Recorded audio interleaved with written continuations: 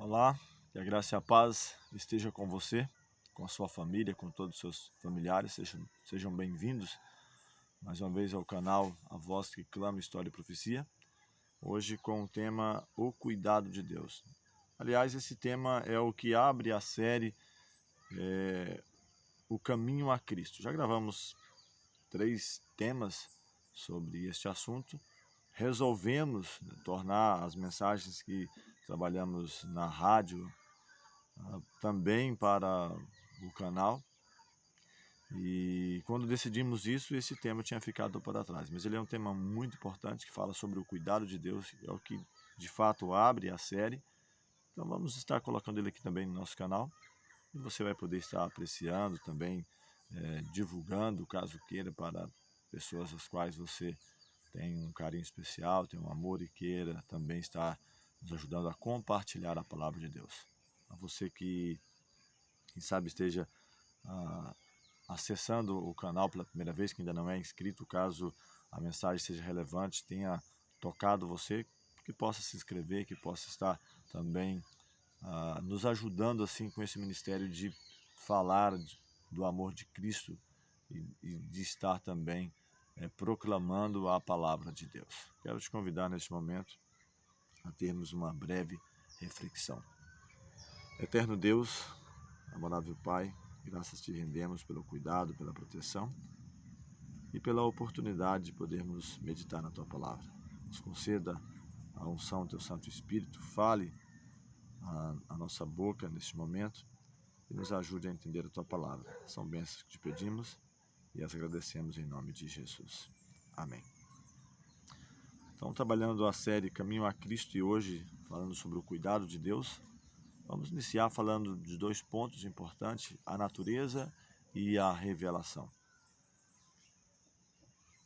das quais ambas trazem ou dão testemunho do amor de Deus. Eu gosto muito, em minhas reflexões, de fazer menção, quando estou falando da natureza, da criação ou do Criador, Salmo 19, onde diz que os céus proclamam a glória de Deus e o firmamento anuncia a obra de suas mãos. Um dia discursa a outro dia, uma noite a outra noite, e diz que sem linguagem, sem fala, ouve suas vozes até os confins da terra.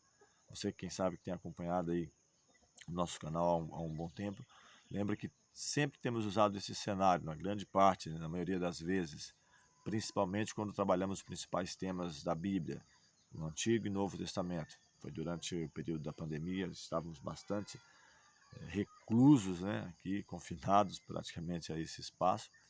Então gravamos muito. Você vai, se for lá e verificar alguns vídeos, você vai ver, além do ambiente, vozes aí de passarinhos, de uma galinha, de uma criação, outra um cachorro latindo, alguma coisa assim nesse aspecto. Então diz que os céus proclamam a obra de Deus. E podemos contemplar essas maravilhas, as belas e maravilhosas obras da natureza, de um Criador que fez tudo isso. E podemos considerar a sua admirável adaptação às necessidades e à felicidade, não só do homem, mas também de todas as criaturas viventes. Poderíamos mencionar aqui o sol, acho que você consegue até perceber, ele já está refletindo aqui no meu rosto, o sol, a chuva, que alegra e refrigeram a terra, as colinas, mares, planícies, tudo nos fala do amor de quem tudo criou. Não está falando da natureza em si, que nos tem amor, mas de alguém que projetou tudo isso porque nos tem amor. O Eterno, aquele que criou todas as coisas. Então é Deus quem supre as necessidades cotidianas de todas as suas criaturas, como tão belamente nós podemos ver expressado nas palavras do salmista, que está no Salmo 145, 15 e 16. Ele escreveu: os olhos de todos esperam em ti, e tu lhes dás o seu mantimento a seu tempo.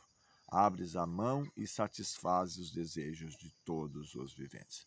Então o salmista ele entendia isso, e ele expressa nessas palavras que os olhos de todos, seja das criaturas mais simples às mais complexas, todos esperam em ti, ou esperam de Deus. Então é interessante, é importante termos isto em mente. Voltando ao passado, à criação, Deus criou o homem perfeitamente santo e feliz.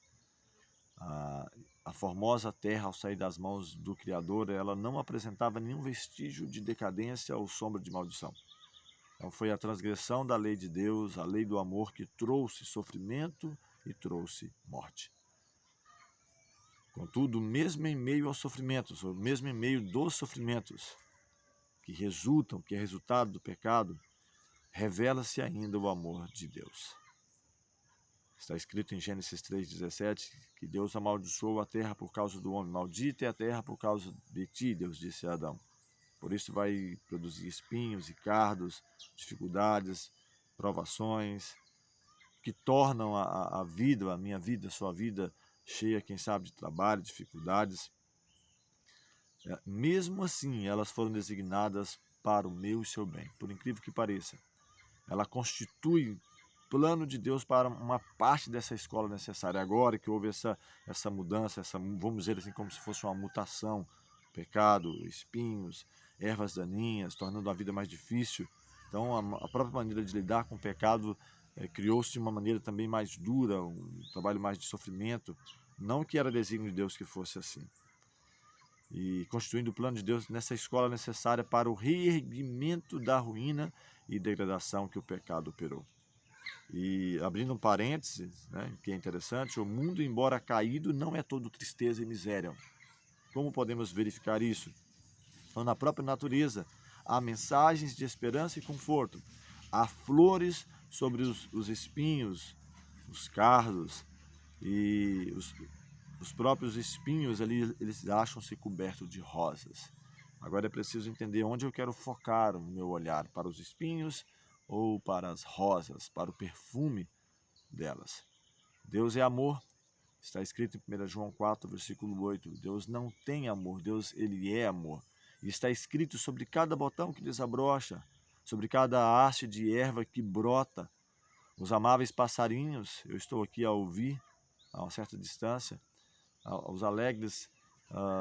os amáveis passarinhos a encher de música o ar com seus alegres trinos.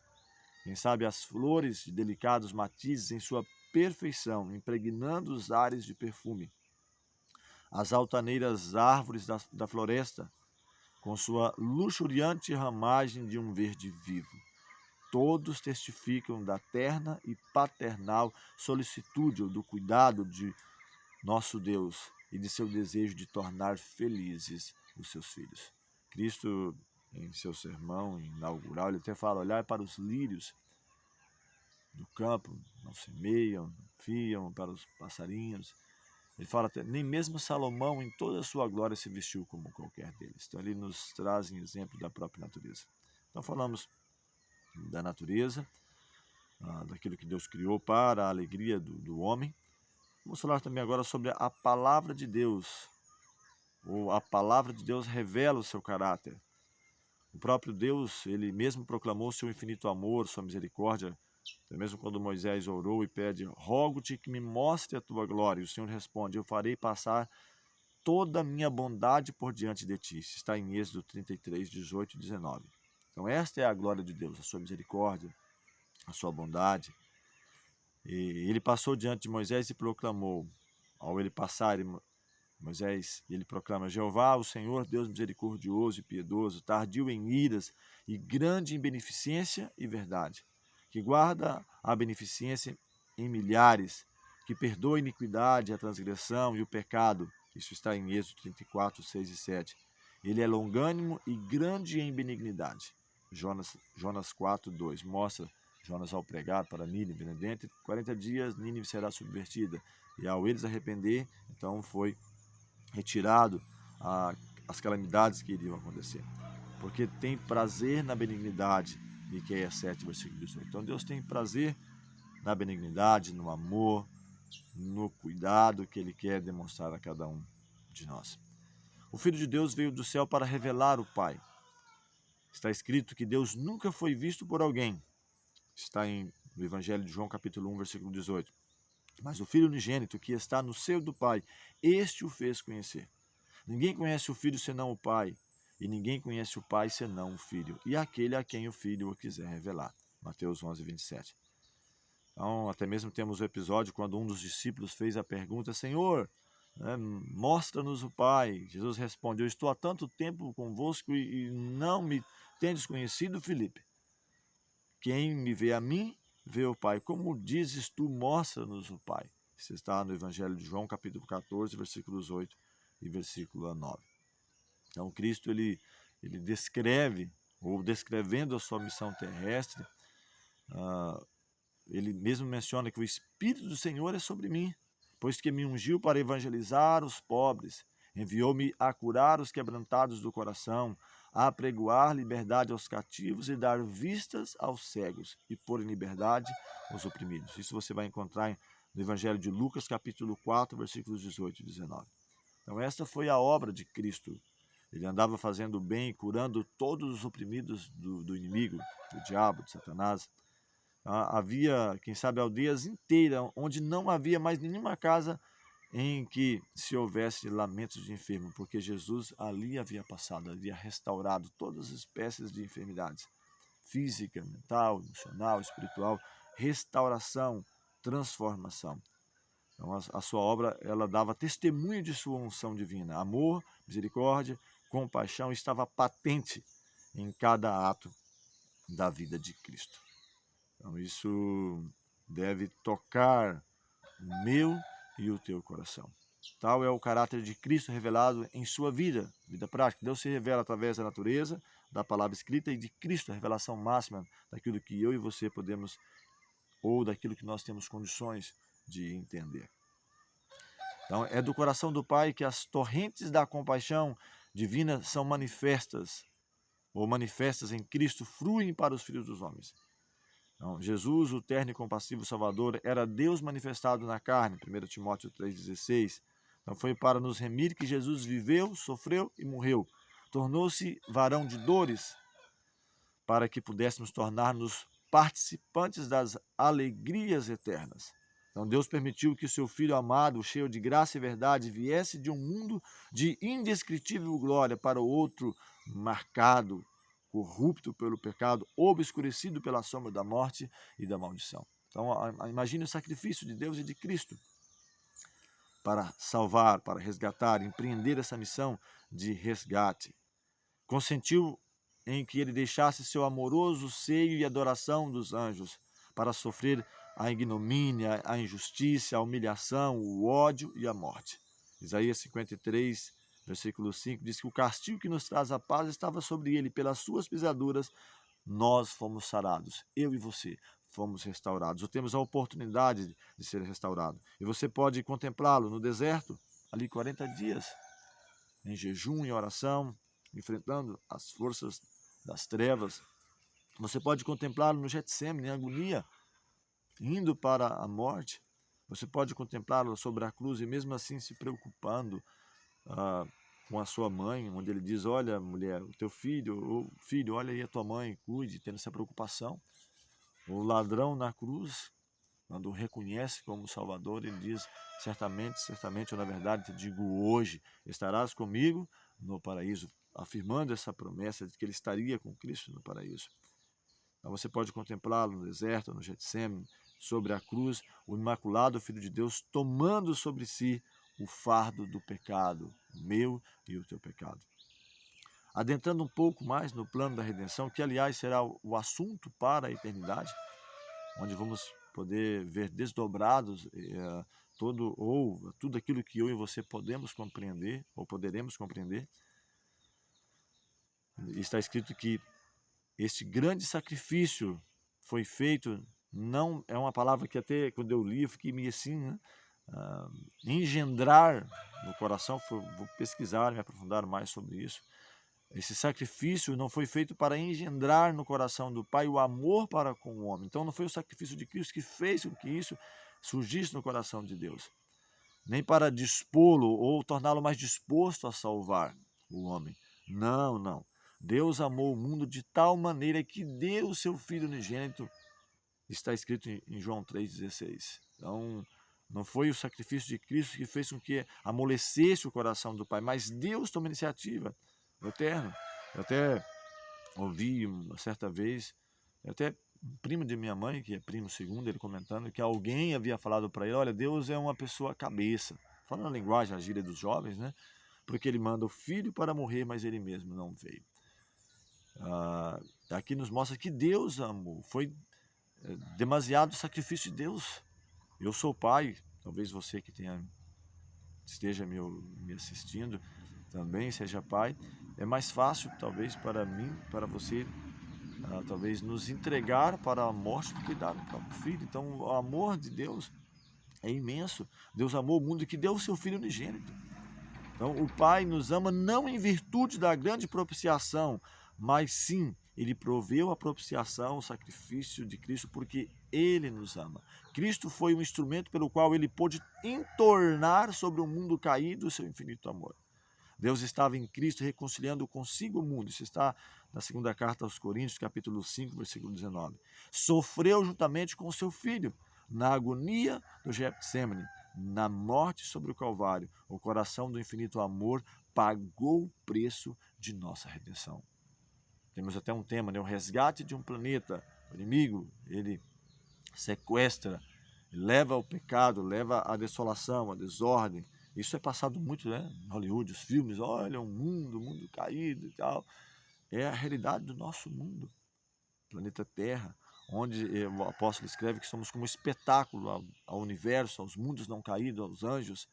E aí eu fui pesquisar a palavra engendrar, né, porque são reflexões que temos trabalhado em conjunto com a Bíblia, a palavra de Deus, mas também com o livro Caminho a Cristo, uma tradução, quem sabe, um pouco mais antiga. Engendrar, eu pelo menos não tinha uma ideia assim inicial da palavra engendrar, porque estava no contexto, mas eu fui a fundo mais pesquisar, e a palavra engendrar, ela pode significar a ação de dar existência, ou vida, ou procriar, ou gerar. Então não foi o sacrifício de Cristo que fez com que nascesse em Deus, ou trouxesse à existência essa ideia de gerar o amor pela raça humana, mas foi ao contrário, foi o amor de Deus que motivou a encontrar a solução. Então, pode ser também a ação de maquinar ou imaginar algo, e eu gosto dessa parte final aqui, que é idealizar ou inventar alguma coisa, a idealização do plano da redenção. Então, foi o amor de Deus que levou a isso. O ato, ou também o ato de conceber, construir ou criar algo, edificar ou projetar algo. Então, não foi o sacrifício de Cristo que fez com que o Pai passasse a ter amor por nós, mas foi o amor de Deus em conjuntamente com Cristo, que também se entrega voluntariamente, tem a parte de Cristo, claro, mas muitas vezes nós focamos só no sacrifício de Cristo, mas não entendemos também o sacrifício de Deus. Por isso o tema, né? O cuidado de Deus, o amor de Deus. E o texto aqui de João 10, 17, o próprio Cristo falando, disse Jesus: por isso o Pai me ama, porque dou a minha vida para tornar a tomá-la. Isto é, meu Pai tanto vos amou que mais ainda me ama a mim, por dar a minha vida a fim de vos redimir, de vos resgatar, tornando-me vosso substituto e penhor, o preço pago para o resgate. Cristo foi o preço que o Pai pagou para resgatar, entregando minha vida, tomando sobre mim vossas fraquezas e transgressões. Sou muito amado de meu Pai, Cristo afirma, porque em virtude de meu sacrifício Deus pode ao mesmo tempo ser justo e ao mesmo tempo ser justificador daquele que tem fé em Jesus. Romanos 3, 26. Então é um elo, uma ponte de ligação. Até trabalhamos esse tema, até colocamos no canal. A ponte sobre o abismo. Cristo é o meio, o elo de ligação desse rompimento que houve do céu com a terra. E Cristo diz: eu sou o caminho, a verdade e a vida. Ninguém senão o Filho de Deus poderia efetuar nossa redenção, pois unicamente aquele que estivera no seio do Pai é o que podia revelar. Só ele que conhecia a altura, a profundidade do amor de Deus, podia manifestá-lo. Nada menos que o infinito sacrifício efetuado por Cristo em favor do homem caído é que podia expressar o amor do Pai pela humanidade perdida. E de fato, estaríamos para sempre perdidos se não fosse a intervenção de Deus e de Cristo. Então, o preço pago pela minha e sua redenção, o infinito sacrifício do nosso Pai Celestial em entregar seu Filho para morrer por nós, deveria inspirar-nos ideias elevadas sobre o que nós podemos tornar por meio de Cristo. Não do que eu sou, mas do que eu posso me tornar. por meio de Cristo. Então, o próprio apóstolo, quando ele contempla a profundidade, a amplidão do amor de Deus para com a raça perdida, a raça caída, né? Ele foi possuído de um espírito de adoração e reverência, e ele não podendo, quem sabe, encontrar a linguagem mais apropriada para exprimir a grandeza e ternura desse amor, ele chama a atenção do mundo e ele escreve: vede quão grande amor, olha, quão grande amor nos tem concedido o Pai, que fôssemos chamados filhos de Deus. Isso está escrito na primeira carta de João, capítulo 3, versículo 1. E eu quero estar entrando para a parte final da nossa mensagem, falando sobre equidade e a justiça. E o que é isso? A palavra equidade, ela aparece muito na Bíblia. Tem se usado muito a palavra igualdade, igualdade disso, igualdade daquilo, né? O mundo tem apregoado muito isso. Mas eu digo que Deus, ele sempre foi além do que o mundo apregoa. Desde o contexto do Antigo Testamento, por mais que as pessoas digam, olha isso, olha aquilo, você vai perceber que Deus, ele estava muito além. No que diz respeito, quem sabe, ao respeito pelas mulheres, pelas pessoas, do ser humano para com o ser humano. Apesar de você ver algumas situações, né, como eu vejo alguém, olha, olho por olho, dente por dente. Aquilo era a maneira mais justa para o contexto da época, porque no contexto das pessoas, das nações, até mesmo aquelas que, quem sabe, apregoaram ali a ideia de civilização, de cidadania, talvez a pessoa dava um tapa, o outro ia e tirava a vida. Então isso não tem equidade, não tem justiça nessa parte. Falando sobre justiça e equidade, tal amor é incomparável. Filhos do Celeste Rei, preciosa promessa, tema para a mais profunda meditação, minha e sua, o inigualável amor de Deus por um mundo que o não amou. Este pensamento exerce um poder subjugante sobre a alma e leva cativo o entendimento à vontade de Deus.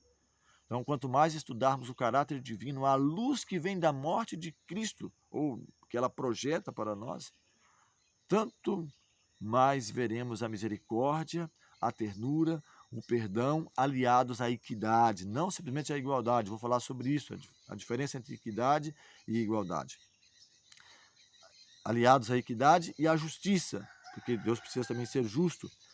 E tanto mais claro discerniremos as inumeráveis provas de um amor que é infinito e de uma eterna compaixão que sobrepuja, que vai além, sobrepuja o amor anelante de uma mãe para com o filho extraviado. E a Bíblia faz comparação. Pode, porventura, por acaso, uma mãe esquecer do filho que ela amamenta, do filho que ela cria? É quase impossível, mas há casos que isso acontece. E Deus diz: eu, todavia, não me esquecerei de ti. Nas palmas das minhas mãos te tenho gravado. Ele escreve uma mensagem para o povo de Israel, mas serve também para mim e para você. Falando sobre igualdade, ela representa dar às pessoas as mesmas oportunidades. Tem até uma gravura que eu tenho aqui diante de mim, onde 3 pessoas em alturas diferentes, elas estão procurando ver o que está além de um muro, ou depois de um muro. E na questão de igualdade foi dado para elas, quem sabe, como se fosse uma mesa, vamos pensar, quem sabe, uma cadeira, na mesma altura. Isso serviu para 2 pessoas, mas a última, que era mais pequenininha, não ajudou muito, porque ela ainda continuava ainda menor do que a altura do muro. Mas, se você tivesse acesso, você pode, quem sabe, até pesquisar sobre igualdade, equidade, quem sabe você vai encontrar também isso aí na internet, ou coisa assim. A pessoa maior, ela não tinha necessidade desse banquinho, dessa mesa, ela conseguia ver a si mesma. Então, na equidade, o que acontece? Esse banquinho que estava com essa pessoa mais alta foi para menor. E só a do meio em tamanho, ela precisou desse banquinho. Então, todas agora tiveram a mesma oportunidade de ver o que estava acontecendo do outro lado. A maior, que já tinha altura suficiente, a do meio, que usou um banco, e a terceira menor, de menor tamanho, né, usou 2 banquinhos para ficando agora equilibrado. Então, a igualdade é dar às pessoas as mesmas oportunidades. Foi dada as mesmas oportunidades nesse caso, mas não resolveu o caso de 2, mas de uma não. Mas a equidade é adaptar, olha a diferença, adaptar as oportunidades de modo a torná-las justas. Olha a diferença. Então, Deus vai além do que simplesmente igualdade. Então, ele adapta as oportunidades deixando as justas. Já a igualdade é só dar às pessoas as mesmas oportunidades. Então, nosso Deus, ele é tremendo e grandioso. Ele pensa nos mínimos detalhes.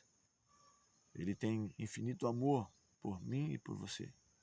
E Ele quer a cada dia me tornar e te tornar muito mais que vencedor. Devemos entender, compreender sobre o cuidado de Deus e procurarmos a cada dia, na medida do possível, estudar a palavra, ou quem sabe ouvir de pessoas que sejam confiáveis, falando sobre a palavra de Cristo, o amor de Cristo, o plano da redenção, a salvação, e assim estamos crescendo em graça a cada dia. Vamos falar com o Senhor mais uma vez. Eterno Deus, bondoso Pai, graças te rendemos pelo cuidado, pela proteção, pelo teu grande amor. Como está escrito, Deus amou o mundo de tal maneira que deu o seu Filho unigênito para que todo aquele que nele crê não pereça, mas tenha vida eterna. Que viemos crer. Minha oração é não somente por mim, mas por todos que venham a ter contato com esta mensagem. O Senhor venha atender nas suas necessidades, nas suas lutas, suas provações, quem sabe privações, objetivos, sonhos, tanto pessoal, familiares, que o Senhor possa realizar na vida de cada um o querer e o realizar segundo a tua vontade e conforme o teu querer. São bênçãos que te pedimos e as agradecemos em nome de Cristo Jesus. Amém.